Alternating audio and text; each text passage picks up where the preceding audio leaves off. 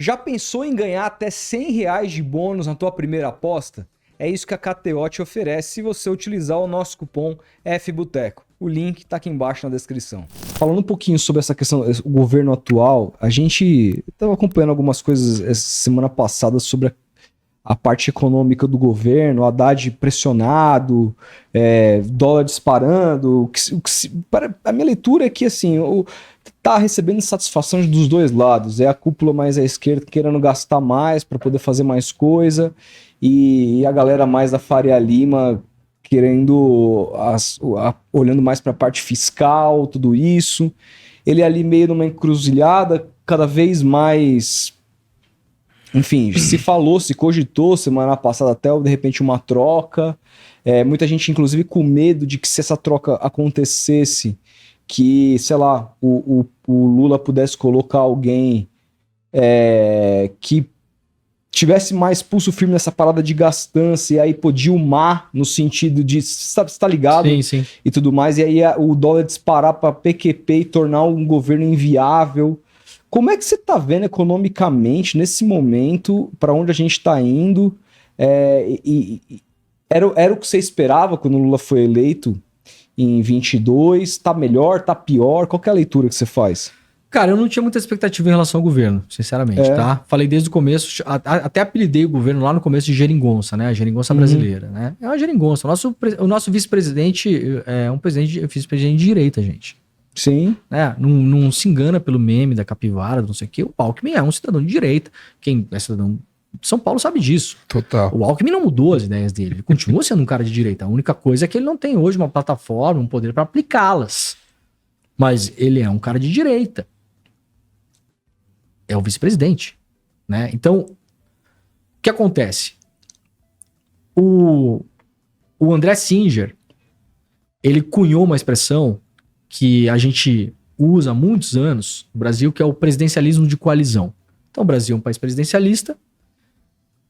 Em tese, você ganha uma eleição e você toca o seu plano político para o qual as pessoas votaram, mas você, para isso, precisa fazer coalizões com o Congresso, e essas coalizões elas são movidas por entrega de cargos em ministérios, agências reguladoras, estatais, presidência de Itaipu, da Petrobras, ministério isso, ministério aquilo. Isso acontecia até a pandemia. Isso era uma coisa que o Brasil funcionava assim, né? O PT sofreu muito com as acusações do mensalão. Aquilo ali existia antes, existiu depois, gente. Sabe? E era assim que era. Sempre foi. Você precisa de apoio no Congresso. Eu me elegi presidente. Tem 500 deputados. Eu só tenho 150. Para eu rodar o governo, eu preciso no mínimo mais uns 100. Como que eu faço? Quem é o partido que tem 100? Ah, o meu tem 50. O meu tem 50. Então vocês dois, vem cá. Você pega o Ministério da Infraestrutura, Saúde e Educação. Beleza? Foi. Você é o esporte, não sei. Beleza? Foi. Beleza. Agora você vota comigo. Beleza? Então você toca o ministério, tenta minimamente responder às políticas que eu quero aplicar, mas você toca o ministério, coloca os seus lá dentro, bota as pessoas trabalhar, faz a sua. Mas você vota comigo. Fechou. Pandemia. Bolsonaro fica mais doidão do que já era. Começa a falar um monte de merda. Começa a morrer um monte de gente. Quem não tinha acordado ainda por conveniência, burrice ou interesse financeiro acordou. Inclusive boa parte da grande imprensa. Viram que o Bolsonaro era um risco real. Real para a vida das pessoas. Uhum. E aí começa uma pressão em cima do Bolsonaro. Quando o Bolsonaro começa a ser pressionado, o Bolsonaro é um animal, um cão sem matilha, né? O Bolsonaro não tem partido. Tava no PSL, antes, e agora tá no PL. Agora... Vamos lembrar que o Bolsonaro governou quase o governo dele inteiro sem partido. Ele saiu do PSL. Foi o único presidente que governou sem partido. Ele começa a ser pressionado. E começa a rolar áreas de impeachment. Pode ter um impeachment do Bolsonaro, o cara tá muito doido e tal. Ao mesmo tempo, a pandemia, não tá entregando. Tinha um interesse geral de Faria Lima, parte da imprensa, não sei o que, em privatizações, queriam vender a Petrobras, queriam vender os Correios, queriam vender a Caixa. A pandemia dá uma freada nisso. Para não ser empichado, o que o Bolsonaro faz? Cria-se o orçamento secreto. Então, a gente não pode esquecer, porque o orçamento secreto é um divisor de águas da maneira como se faz política no Brasil, historicamente, desde lá do governo Sarney. Tá? o que está acontecendo hoje? O Jorge Misael, que é um analista político, chama isso de parlamentarismo orçamentário. Então você não tem mais o presidencialismo de coalizão, não adianta mais entregar cargos para os... Veja, o governo Lula entregou cargos para os partidos, confiando na funcionalidade do presidencialismo de coalizão. Então hoje o União Brasil, o Kassab, vários desses partidos têm ministérios, importantes inclusive. Mas chega na hora H, eles não votam com o governo. O governo tem 120 votos e não consegue os votos do que seria a coalizão. Então não funciona mais. O que é o parlamentarismo orçamentário que substitui esse presidencialismo de coalizão? Nós temos hoje um primeiro-ministro de fato no Brasil que é o presidente da Câmara. Hoje, Arthur Lira. Quando mudar, será o outro. Porque o sistema está posto. O orçamento, quando você é eleito presidente, você vira o poder executivo. Então você executa o seu programa. Você vai lá e fala, olha, nós vamos fazer um grande PAC do posto de saúde. Então a gente vai fazer 1 milhão de postos de saúde no Brasil. Onde? Encaminha um estudo para o Ministério da Saúde. E aí, onde? Então aqui precisa 20, aqui 50, aqui nessa área não tem, aqui vamos reformar esse, aqui... Constrói. Seu plano de governo é esse, você executa. O orçamento secreto com o Bolsonaro pega uma fatia grande do orçamento que estava na mão do presidente, do executivo. A maior parte do orçamento brasileiro, ela é gasta com juro de dívida e gasto obrigatório, tá? Então, assim, você tem 100% do que você arrecada na arrecadação do Brasil hoje, o orçamento para gastar, o que você tem para gastar mesmo, hoje eu não sei quanto é que tá, mas tipo 5%. Sim, sabe? 6, 7. O resto, 90%, você nem vê esse dinheiro. Isso aí vai direto para pagar juros de dívida pública e gasto obrigatório, não sei o quê. Então, a sua margem para governar de grana já é pequena. Seu orçamento é baixo. O Bolsonaro pegou um pedação desse dinheiro e entregou na mão do parlamento. Então, o parlamento não precisa mais do presidente da República. O parlamento hoje, ele decide as leis que serão aprovadas ou não, decide as leis que serão pautadas e o parlamento trabalha como se fosse o executivo.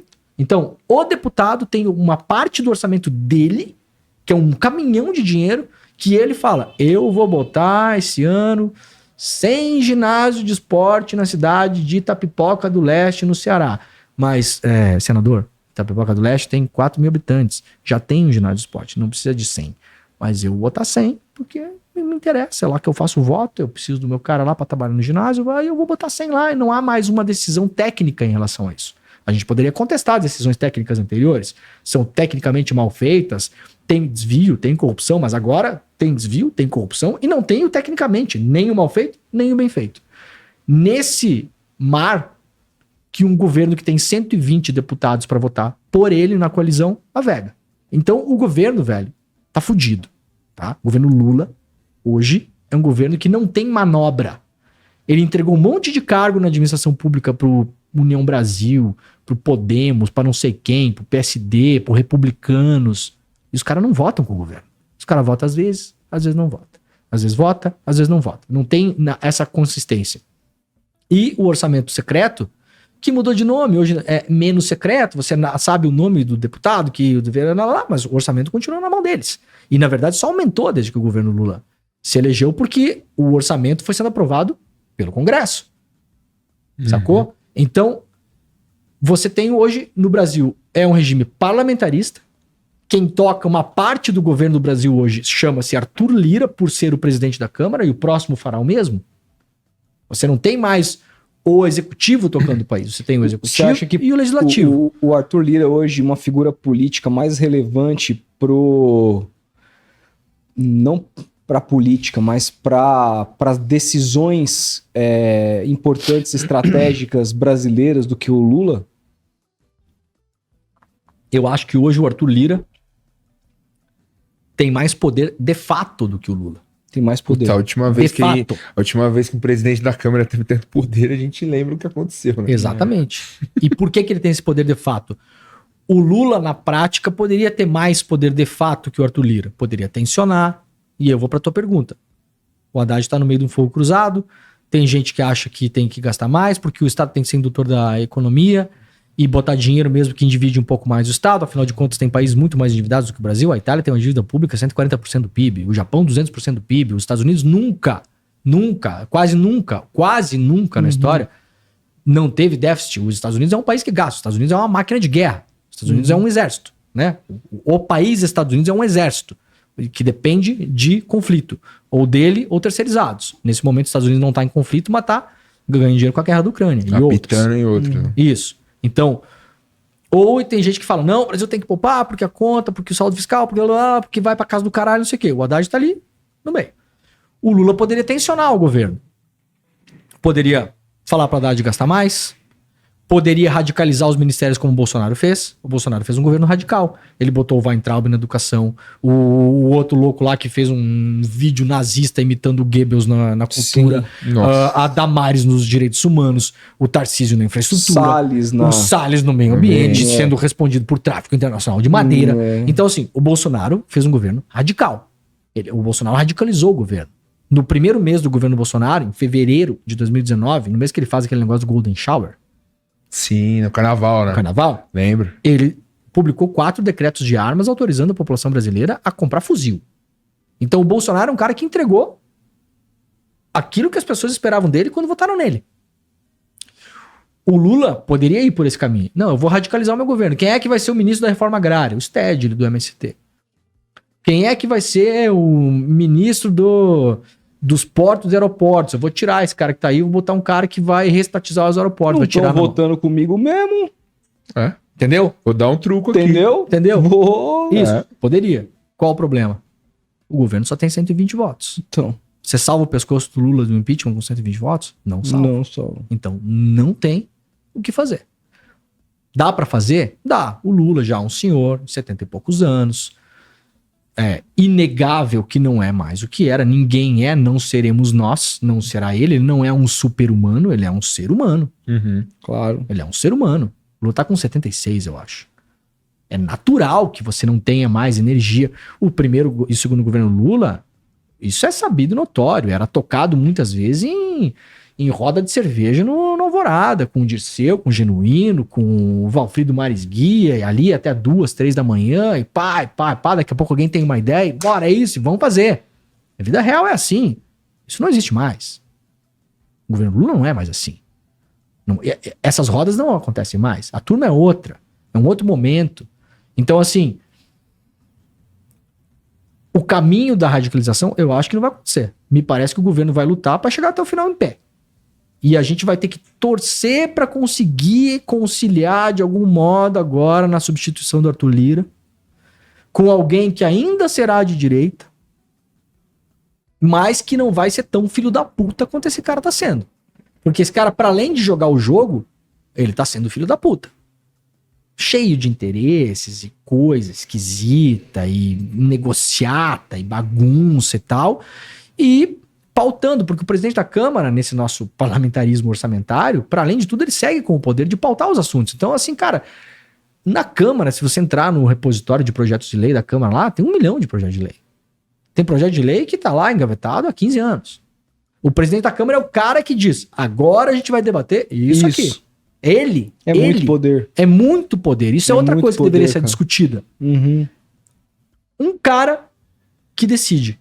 Não, agora a gente vai falar do PL do aborto. Qual a pauta? Então, essa PL, você acha que ela não foi colocada estrategicamente também para sangrar o governo? Claro, evidente.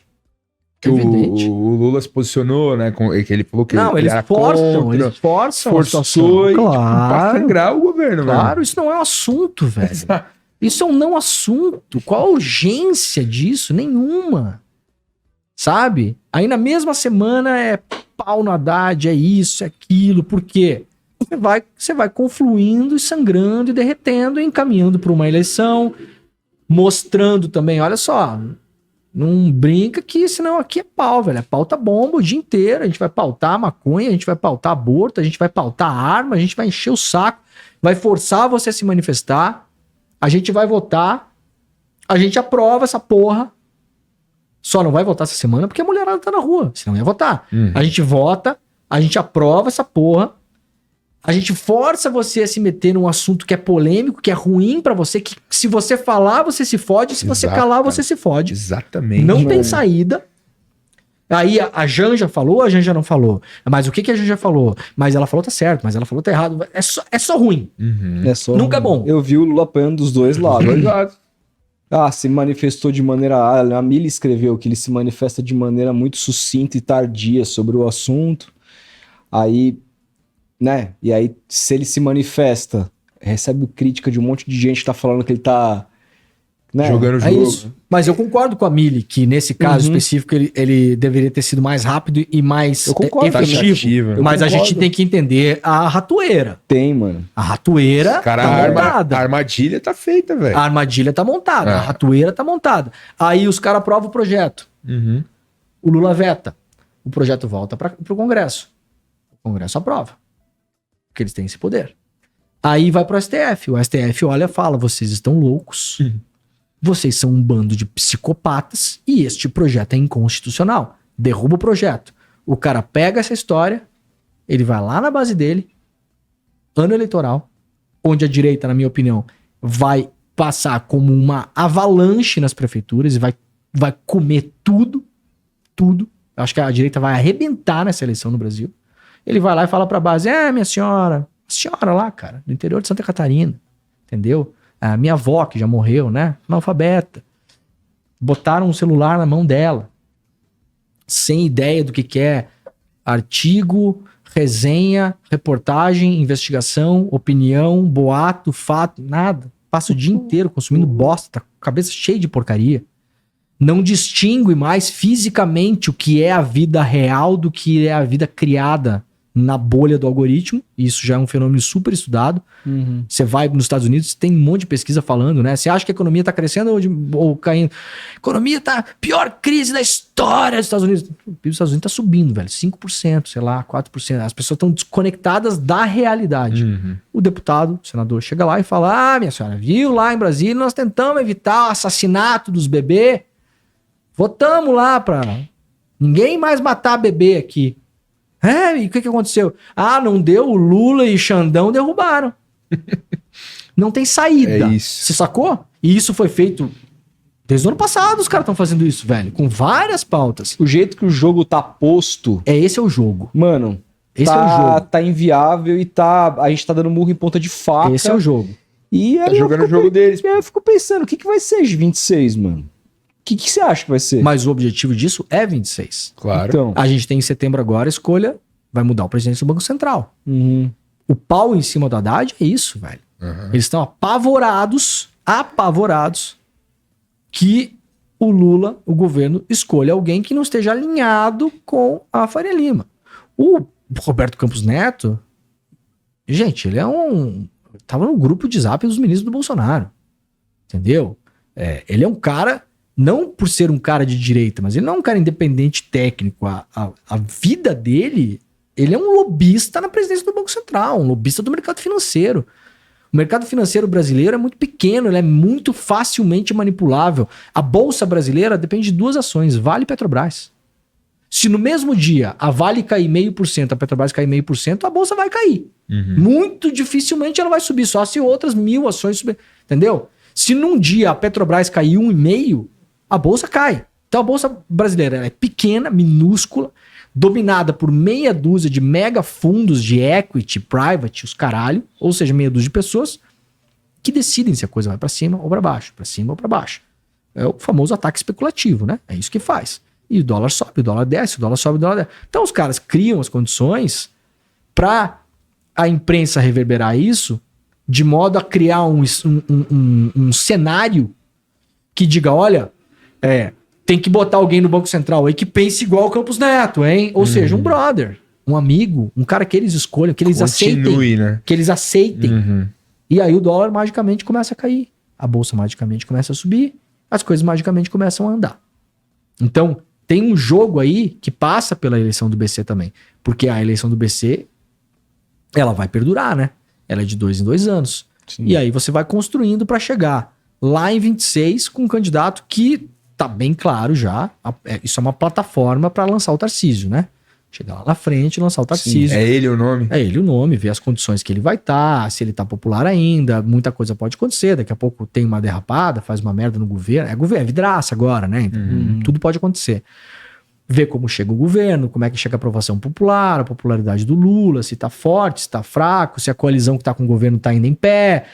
De repente chega lá na eleição, o Alckmin tá Não tá mais na coalizão? Tá com o pé em cada canoa? A gente não sabe. Chega em 26, o Alckmin tá com o pé na canoa do Tarcísio, não tá na canoa do Ninguém Lula. sabe. Você acha que pode acontecer? Eu acho. Eu acho. Eu acho. É política, pô. Né? Então nada tá posto, mas claramente na ausência do Bolsonaro, para tentar criar um novo candidato, o Tarcísio tem todas as condições de ser Que esse seria candidato. diferente do Bolsonaro, também poderia ser muito bem apoiado pela grande mídia. Isso, Sim. claro. Nome mais polido, né? Mais polido. O cara lá do interior, que quando eu vou falar, né, eu moro no interior, né? Qual que é o grande erro do Bolsonaro? Fala demais. O problema do Bolsonaro não é que falou que tinha que matar 30 mil, que é gripezinha, que ficou dando flerte com um pré-adolescente. Não é nada, é só que fala demais. Ele Não parece meio burro também. É Totalmente, isso, mas o que o pessoal fala é isso. Então, veja, quem é o candidato que é quase igual ao Bolsonaro, mas não fala demais? É o Tarcísio. É isso. Então ele é um Bolsonaro retrofit. Sabe aquela capa do Raimundos do segundo disco, Lavô Tá Novo? É O isso. Tarcísio é um Lavô Tá Novo, entendeu? E aí vai cumprir toda a agenda que o Bolsonaro, na figura do Paulo Guedes, que é uma figura do mercado financeiro, queria cumprir e foi impedido muito pela pandemia. O objetivo deles era esse, era vender os Correios, vender a Caixa Econômica Federal, dilapidar a Petrobras e vender mais ainda a Petrobras, desfazer de todo o patrimônio público possível e necessário, acabar com o concurso público, fazer PDV para esvaziar o Estado e deixar o Estado desse tamanho assim. Aí na hora que rolasse uma primeira enchente, que tivesse 2 pessoas na Defesa Civil, a gente ia morrer afogado, porque não ia ter mais ninguém lá para salvar ninguém, né?